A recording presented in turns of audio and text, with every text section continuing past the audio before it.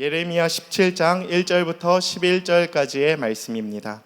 오늘 우리에게 허락하시는 하나님의 말씀 예레미야 17장 1절부터 11절의 말씀 저와 한 절씩 교독하시고 마지막 절은 함께 읽겠습니다. 유다의 죄는 금강석 끝 철필로 기록되되 그들의 마음판과 그들의 제단불에 새겨졌거늘 그들의 자녀가 높은 언덕 위 푸른 나무 곁에 있는 그 제단들과 아세라들을 생각하도다. 들에 있는 나의 산아, 내 온 영토의 죄로 말미암아 내가 내 재산과 내 모든 보물과 산당들로 노략을 당하게 하리니 내가 내게 준 내 기업에서 내 손을 뗄 것이며 또 내가 너로 하여금 너의 알지 못하는 땅에서 내 원수를 섬기게 하리니 이는 너희가 내 노를 맹렬하게 하여 영원히 타는 불을 일으켰음이라. 여호와께서 이와 같이 말씀하시니라. 무릇 사람을 믿으며 육신으로 그의 힘을 삼고 마음이 여호와에게서 떠난 그 사람은 저주를 받을 것이라. 그는 사막의 떨기나무 같아서 좋은 일이 오는 것을 보지 못하고 광야 건조한 곳 건건한 땅 사람이 살지 않는 땅에 살리라. 그러나 물은 여호와를 의지하며 여호와를 의뢰하는 그 사람은 복을 받을 것이라. 그는 물가에 심어진 나무가 그 뿌리를 강변에 뻗치고 더위가 올지라도 두려워하지 아니하며 그 잎이 청청하며 가무는 해에도 걱정이 없고 결실이 그치지 아니함 같으니라. 만물보다 거짓되고 심히 부패한 것은 마음이라. 누가 능히 이를 알리오마는. 나 여호와는 심장을 살피며 폐부를 시험하고 각각 그의 행위와 그의 행실대로 보응하나니. 함께 읽겠습니다. 부리로 치부하는 자는 자고새가 낳지 아니한 알을 품음 같아서 그의 중년에 그것이 떠나겠고 마침내 어리석은 자가 되리라. 아멘. 함께 기도하고 말씀 듣겠습니다.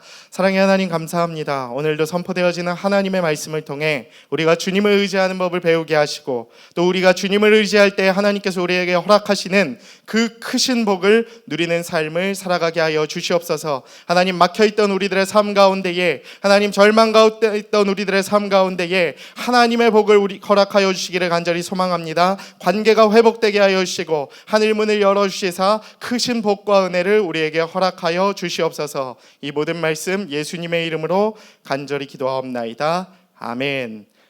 오늘은 여호와를 의지하는 사람은 복을 받을 것이라 라는 제목으로 하나님 말씀 선포하겠습니다. 할렐루야.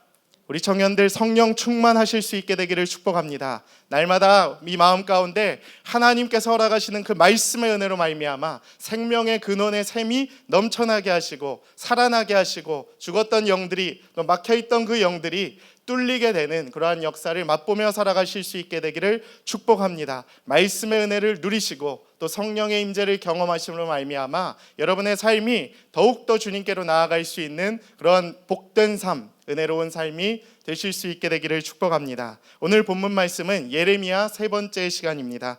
그래서 기억하실지 모르겠지만 우리가 첫 번째 시간으로 몇 장을 배웠죠? 다 그렇죠. 4장.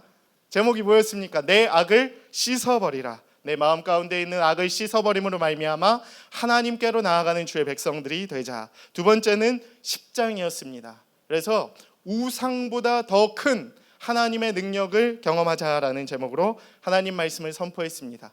반복되는 말씀입니다. 결국 우리 가운데 있는 악을 제하여 버리고 우리는 우상보다 더 크신 우리 가운데 역사하고 계시는 하나님만을 의지하며 살아가자라는 것이 예레미야의 주제이죠. 오늘 말씀도 크게 다르지 않습니다. 계속해서 우상 숭배하는 그 유다 백성의 죄악들을 심판하시려고 하고 또 경고하고 계시는 하나님의 메시지가 나타나 있는 것입니다. 오늘은 그 가운데에서도 하나님께서 특별히 그 우상 숭배를 버리고 우리가 하나님만을 의지하며 나아갈 때에 하나님께서 우리에게 허락하시는 복이 있다라고 이야기를 하고 계십니다. 오늘은 그 하나님을 의지하는 법과 또 하나님께서 우리에게 허락하실 복이 무엇일지 기대하는 마음으로 함께 살펴보도록 하겠습니다. 여러분은 삶을 살아가시면서 무엇을 의지하며 살아가고 있습니까? 많은 사람들이 복을 굉장히 좋아해요. 복만 준다고 하면 그냥 영혼이라도 팔아서 어디든 쫓아가는 것이 요즘 시대의 트렌드인 것 같습니다. 그래서 복 준다고 하면 교회를 열심히 다닌다고 함에도 불구하고 타로점 보러 가고 무당 찾아가기도 서슴지 않는 우리의 시대가 되어버렸을지도 모릅니다. 심지어 누군가는 교회 다니고 하나님을 믿는 이유도 이 복을 얻기 위해서 다니고 있을지도 모릅니다. 하나님을 믿으면 왠지 내 인생이 그냥 좀만 이라도 더 잘 될 것 같은 느낌을 가지고 있기 때문이죠. 우리는 그만큼 복에 대해 민감합니다. 그리고 복을 갈급해하고 있는 것 같습니다. 성경 말씀에서도 그러한 복에 대한 이야기가 굉장히 많죠. 하나님을 잘 믿을 때에, 하나님을 의지할 때에 하나님께서 허락하시는 복이 우리의 삶에 임할 것이다 라는 말씀이 굉장히 많이 있습니다. 오늘 말씀도 사람을 의지하고 하나님을 떠난 사람에게는 하나님이 저주를 준다고 하지만 하나님을 의지하는 사람에게는 무엇을 준다고 하십니까? 복을 준다고 하십니다.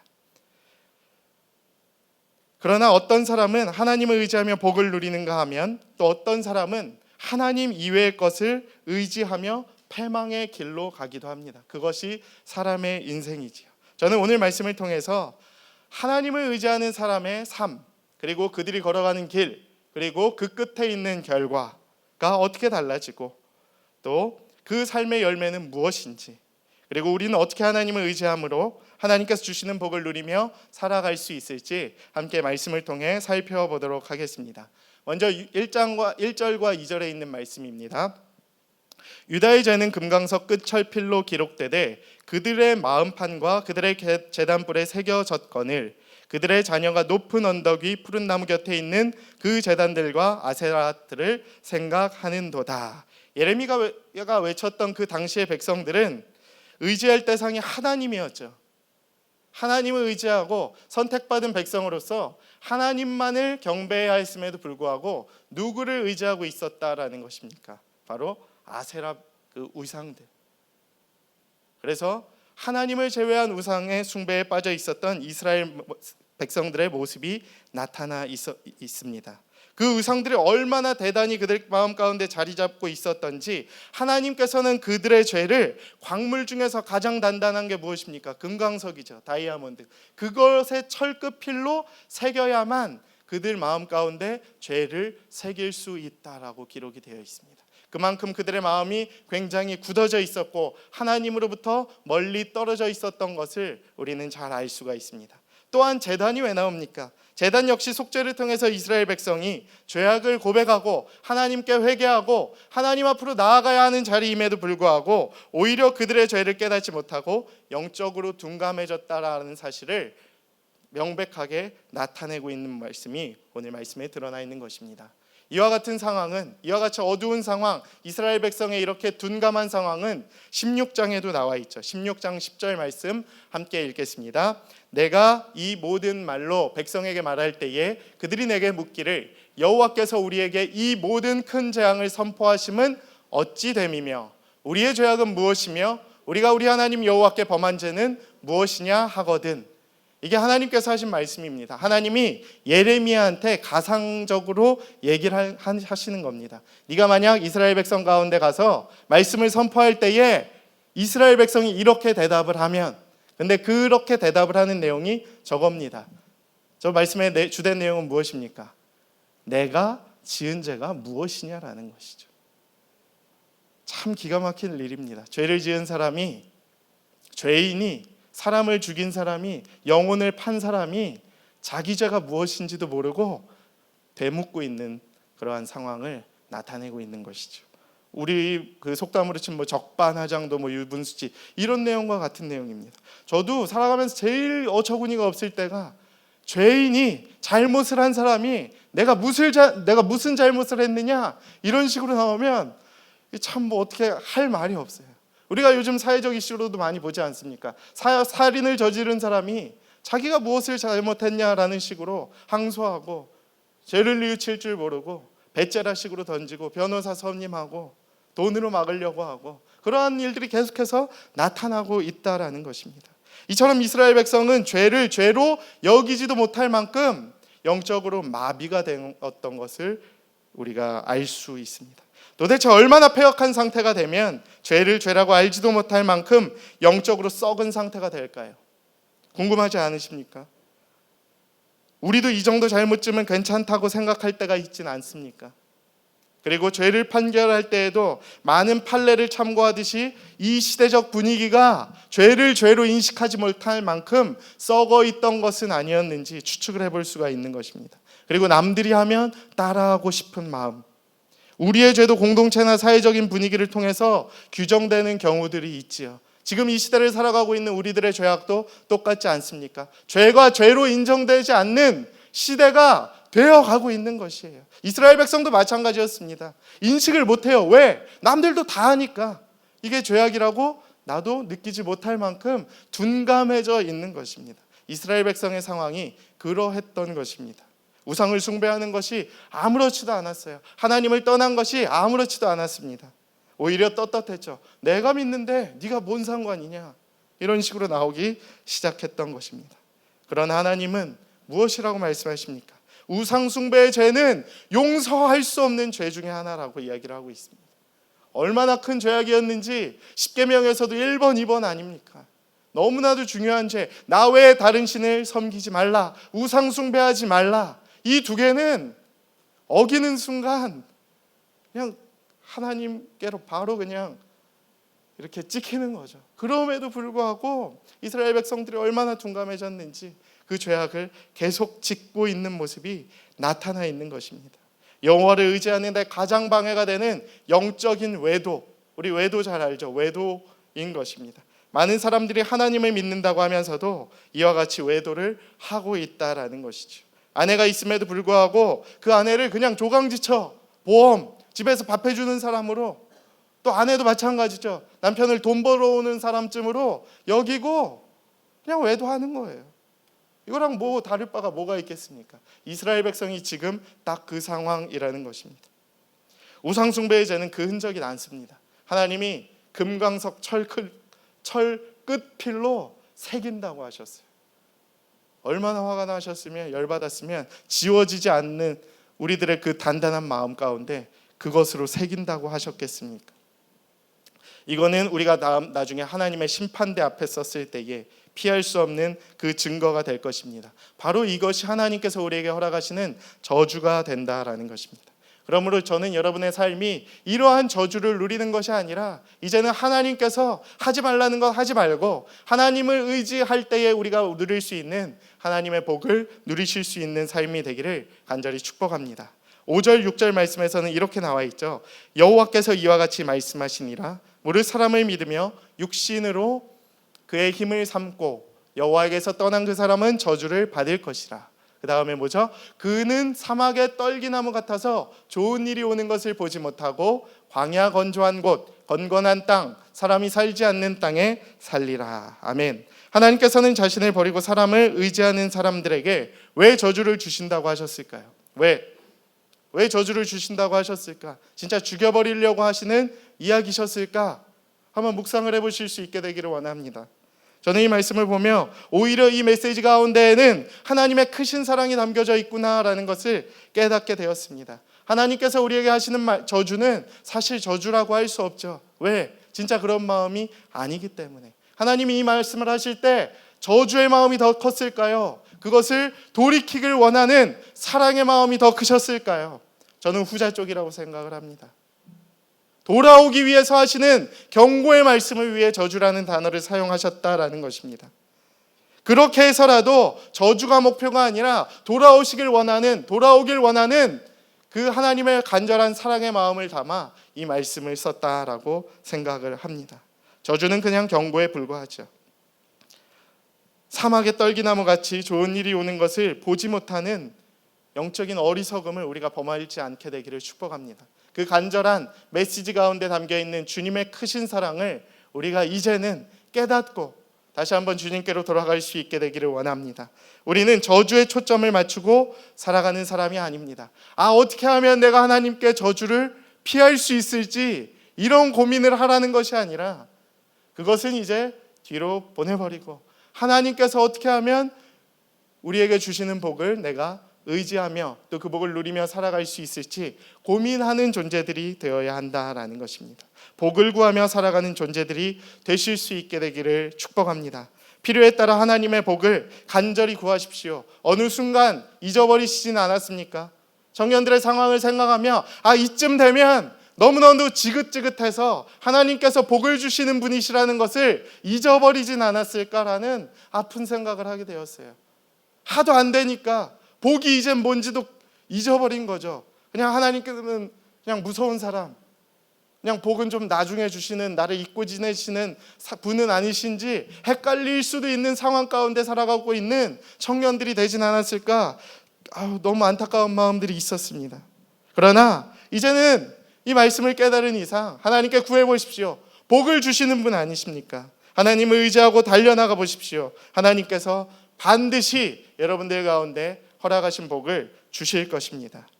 우리가 이와 같이 심판의 경고 속에 숨어있는 하나님의 크고 간절한 사랑을 느끼고 또 주님께서 허락하시는 복을 경험하고 또 누리고 또 기대하며 살아가실 수 있게 되기를 원합니다. 8절 말씀입니다. 함께 보겠습니다. 그가 물가에 심어진 나무가 그 뿌리를 강변에 뻗치고 더위가 올지라도 두려워하지 아니하며 그 잎이 청청하며 가무는 해에도 걱정이 없고 결실이 그치지 아니함 같으니라. 아멘. 이 말씀은 하나님을 의지하는 사람의 복이 이제 나타난다라는 것입니다. 하나님을 의지하는 사람의 복의 첫 번째는 무엇이냐? 인생의 시련이 와도 두려워하지 않는다라는 것입니다. 우리가 인생을 살아가면서 두려움이 얼마나 많습니까? 한치 앞을 알 수 없는 이 인생길 가운데 우리가 가장 많이 가지고 있는 그 감정, 바로 두려움이 아닐까 생각을 합니다. 앞을 모르기 때문에 어떻게 나아가야 할지 모르고 무엇을 의지해야 될지 모르기 때문에 허우적거리고 가야 할지 말아야 할지 두려움 가운데 살아가고 있는 것이 우리의 인생이 아닐까 생각을 합니다. 사람은 누구나 인생을 겪으면서 시련을 겪게 되죠. 그리고 많은 사람들이 그 시련 앞에 쓰러지고 실패하고 좌절을 하고 때로는 그것이 반복되고 너무 지치고 힘들 때에는 무너지고 우울해지고 하나님을 잊어버릴 때가 많지 않을까라고 생각을 해봅니다. 그러나 하나님을 의지하는 사람은 그 시련을 두려워하지 않는다는 것입니다. 오늘 말씀에서와 같이 하나님을 우리가 의지할 때에 우리의 삶은 물가에 심어진 나무가 된다라는 것이죠. 그래서 그 뿌리를 강변으로 두고 그 하나님께서 공급하시는 힘으로 말미암아 더위가 올지라도 두려워하지 아니하고 그 잎이 청정하며 가무는 해에도 걱정이 없다라고 이야기를 하고 있습니다. 이 말씀은 무엇일까요? 우리의 삶이, 우리의 마음이 근원을 어디에 두냐에 따라, 그 무게의 중심을, 삶의 목표를 어디에 두냐에 따라 우리의 삶이 명백하게 달라진다라는 것입니다. 물가에 심긴 나무가 무엇이겠습니까? 그 뿌리를 어디에 두는지 분명하게 안 나무 아니겠습니까? 바로 물가에 댔을 때 그 물에서 나오는, 샘에서 나오는 그 영양분으로 말미암아 채워지고 누리게 되고, 그리고 그 회복됨으로 말미암아 어떠한 시련과 더위와 또 가무는 해 가운데에서도 두려워하지 아니하고 채움의 은혜를 경험하는 나무가 될 수 있다라는 것이죠. 우리의 인생도 마찬가지라는 것입니다. 우리의 마음의 중심을 어디에 뒀냐라는 것이 굉장히 중요하죠. 우리의 가치관, 우리의 목적, 우리의 삶의 그 근원을 세상에 뒀을 때는 세상의 기준으로 보니까 세상의 기준에 못 미치는 우리의 삶을 보면서 흔들리는 거예요. 끊임없이 흔들리고, 내 목표가 세상의 기준으로 좋은 직장, 좋은 취업, 또 좋은 대학, 또 좋은 가정을 이루는 데만 혈안이 되어 있으면 그것에 못 미쳤을 때에 내 삶이 주는 그 파괴감, 자괴감, 이루지 못한 것에 대한 열등감들이 우리의 삶을 괴롭힌다라는 것이죠. 그것이 우리의 시련 아니겠습니까? 여러분들이 무엇 때문에 힘들어하고 있습니까? 다 그것 때문 아니겠습니까? 내가 내 뜻대로, 세상의 기준대로 내 삶을 목표를 재어놨는데 거기에 충족 못하면 그냥 좌절하는 거예요. 낙심하는 거예요. 그리고 하나님 원망하는 거 아니겠습니까? 우리의 삶이 다 그렇지 않았습니까? 저도 그랬고요. 20대의 삶을 그 대학에 목표를 딱 두니까 그게 안 되면 다 그냥 도루묵이라고 생각이 되었던 것이죠. 근데 성경은 그렇게 이야기하고 있지 않습니다. 복을 주시긴 주시는데 뿌리를 어디에 뒀느냐? 하나님의 목표가 그게 아니라는 것이죠. 하나님께서 우리에게 원하시는 건 먼저 하나님께 근원을 둬야 한다라는 것입니다. 그리고 하나님께서 주시는 그 복의 근원으로 말미암아 하나님께서 허락하시는 그 말씀의 샘물의 은혜로 말미암아 채워주심의 은혜로 말미암아 너희가 살아갈 만한 힘과 능력을 얻을 수 있다라고 합니다. 그리고 우리는 세상의 풍파와 두려움 가운데에서도 두려워하지 아니하고 그것을 이기며 또 우리의 마음을 지키며 살아갈 수 있다라고 이야기를 하고 있습니다. 하나님께서 공급하시는 은혜의 말씀으로 말미암아 하나님의 말씀에 깊이 뿌리를 내렸기에 폭염과 가뭄에도 끄떡없고 잎사귀 하나 떨어지지 않고 철따라 신선한 열매를 맺는 물가에 심긴 나무를 보고 배우시는 삶이 되기를 원합니다. 우리의 삶이 어디에 뿌리를 두었냐 굉장히 중요하죠. 세상에 둘 것이냐 하나님의 말씀으로 둘 것이냐. 제가 이 말씀을 보면서 느끼는 것 중에 하나가 제가 요즘에 굉장히 많은 것들을 또 이루어가고 있는 시기인 것 같습니다.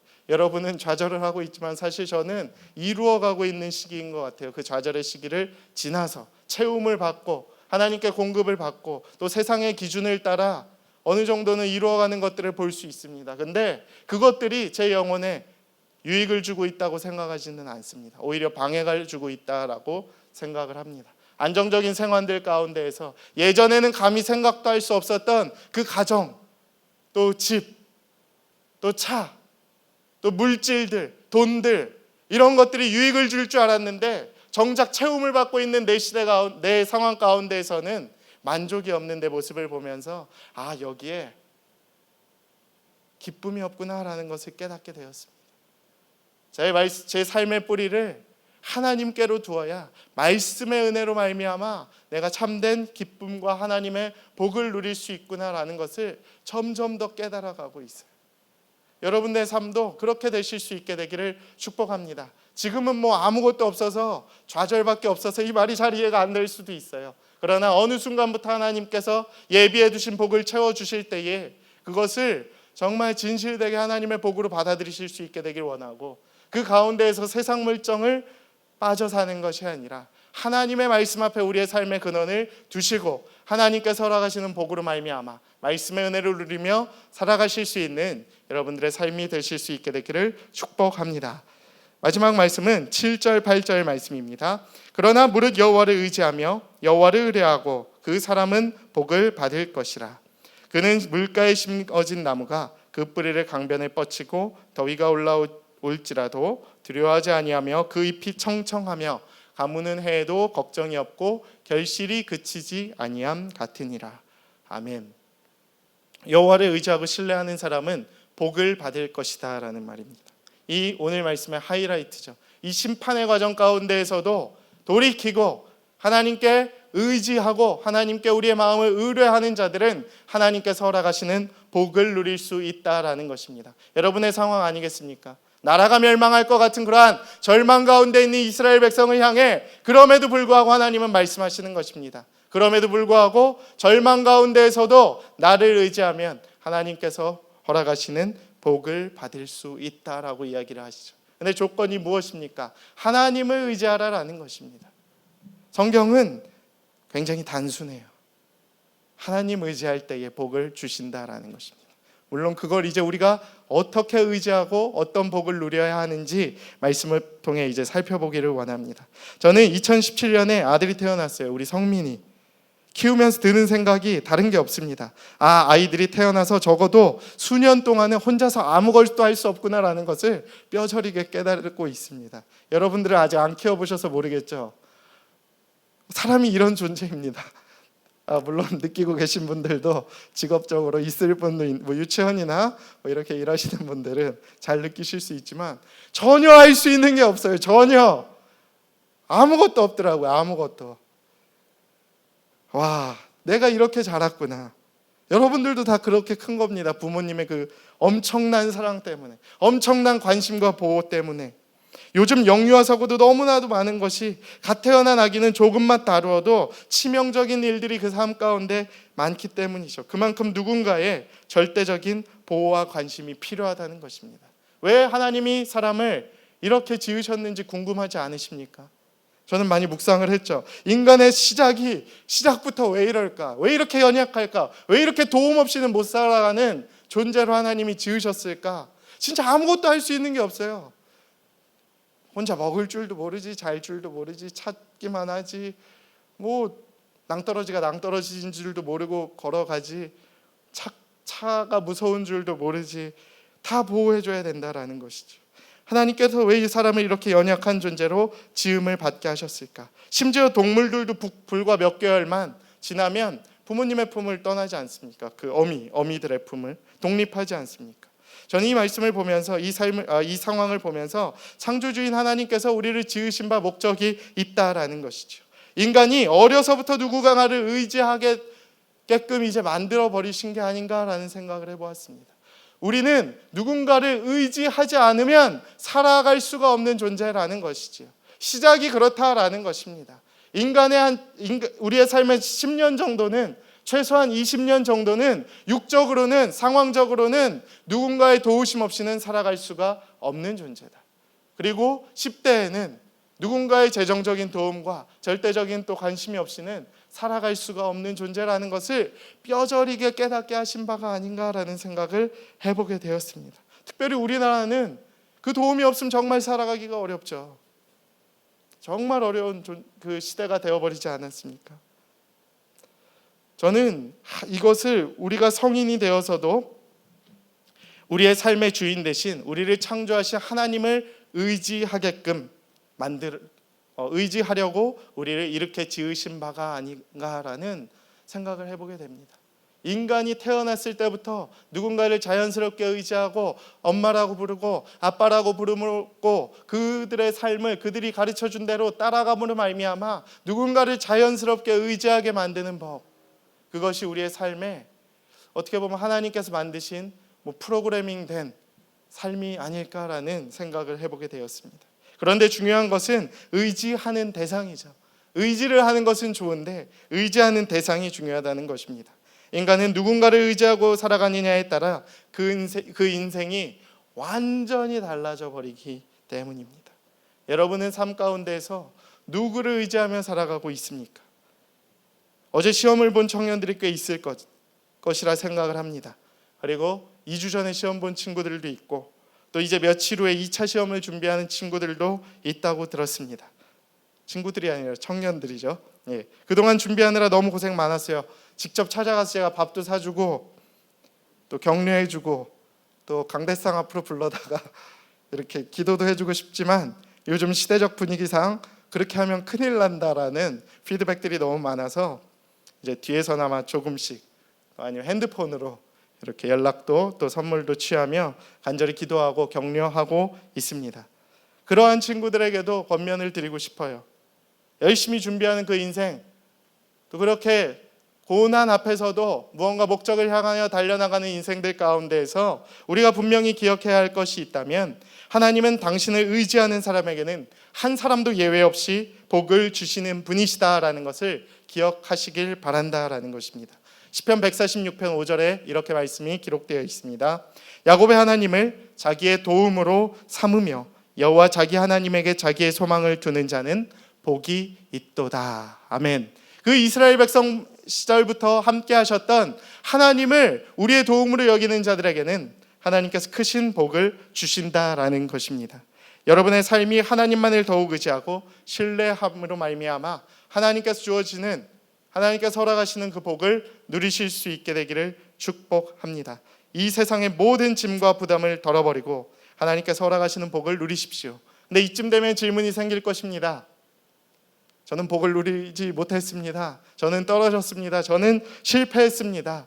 라고 외치는 청년들이 너무 많을 것이에요. 저도 그랬어요. 실패가 그냥 실패만 생각하면 진짜 끔찍하죠. 그 실패가 무엇을 이뤄냅니까? 다시 도전하기 싫은 그러한 마음을, 악한 마음을 우리에게 주죠. 근데 그게 실패가 진짜 실패냐라는 것이지요. 복이라는 것을 너무 이 세상에서의 가치관과 생각으로만 판단을 하지 마시기 바랍니다. 정말 시험에 붙는 것만이 하나님께서 허락하시는 복일까요? 여러분 생각을 해보십시오. 정말 하나님께서 여러분들에게 시험을 합격하는 것만이 여러분들에게 허락하시는 복이라고 생각을 하십니까? 전 그렇게 생각하지 않습니다. 착각하지 마십시오. 복이 될지 독이 될지는 하나님만 아시는 거예요. 착각하지 마십시오. 그 연약한 이 세상에서의 실패 앞에서 나약하게 좌절하지 마시기를 바랍니다. 많은 분들이 실패 가운데에서도 다시 일어나는 그러한 하나님의 역사의 삶을 경험하고 있지 않습니까? 우리 청년 2부의 삶 가운데에도 2부 청년들의 그 모습을 보면서 1문 청년들이 일어서고 있지 않습니까? 낙심하지 마십시오. 복이 될지 독이 될지는 하나님만이 아시고 하나님만이 예비해 두신 여러분에게 가장 좋은 길과 그 복이 있을 것입니다. 하나님만 아시는 거지요. 그리고 더불어 이전에 우리의 상처와 아픈 기억들을 가지고 복의 근원인 하나님의 능력을 제한하지 마십시오. 그건 여러분의 착각이고 여러분의 오해고 여러분의 생각일 뿐인 것입니다. 하나님은 완벽하신 분 아니십니까? 말씀에서 그렇게 나타내고 있지 않습니까? 그 하나님 믿으시죠? 그 하나님 믿고 우리가 이 예배 가운데 나와 있는 거 아니겠습니까? 그 하나님이 우리에게 주시는 분임을 그냥 믿고 나아가면 돼요. 흔들림 없이. 그러면 진짜 복을 주신다라는 것입니다. 물론 시험에 떨어질 수 있죠. 근데 그게 진짜 실패냐라는 것이에요. 그게 독인지 악인지가 아니라 독인지 복인지는 좀 더 기다려 보세요. 그럼 결판 나겠죠. 그리고 추후에 돌이키시고 하나님께서 나에게 이런 복을 주셨구나 고백하실 수 있으면 되는 겁니다. 재수, 삼수, 시험 여러 번 치는 거 두려워하지 마십시오. 실패 아닙니다. 누가 실패라고 합니까? 하나님이 실패라고 했습니까? 하나님이 여러분에게 언제 낙심하라고 했습니까? 하나님은 우리에게 이렇게 얘기하십니다. 여호와를 의지하는 사람은 내가 복을 줄 것이다. 그 복을 누리시고 그 복을 믿고 나아가실 수 있게 되기를 축복합니다. 하나님께서 여러분의 삶을 그렇게 이끌어 가실 것입니다. 하나님은 그렇게 여러분의 삶 가운데 가지고 있는 가장 완벽한 플랜, 마스터 플랜을 이제 보이실 것입니다. 여러분의 능력, 여러분의 생각, 여러분의 그 짧은 생각, 그 짧은 인생, 그 세상의 기준 가지고 제한하지 마시기 바랍니다. 하나님께서 원대한 비전과 사명을 여러분들에게 가지고 계십니다. 그것에 반응하실 수 있게 되기를 원합니다. 자연스럽게 수련회 홍보까지 이어지게 되는데 그래서 리액션이 필요한 거죠. 리액션. 이번 수련회 주제 그걸로 잡은 이유도 리 시리즈로 가려고 하는 게 아니라 끼워 맞춘 게 아니라 하나님 앞에서 청년들이 그 부르심 앞에 비전과 사명을 반응할 수 있어야 된다라는 것입니다. 이제는 우리의 삶을 하나님께 의지하고 또 반응하고 또 하나님만의 바라봄으로 말미암아 하나님께서 우리에게 허락하신 그 복을 누리실 수 있게 되기를 축복합니다. 그 인간적인 그러한 제한된 생각들, 실패들, 연약함들에 너무 얽매여 계지 마시고 하나님의 뜻을 분별하시고 또 하나님께서 우리에게 허락하시는 그 은혜를 누리시고 또 하나님께서 허락하시는 복을 누리시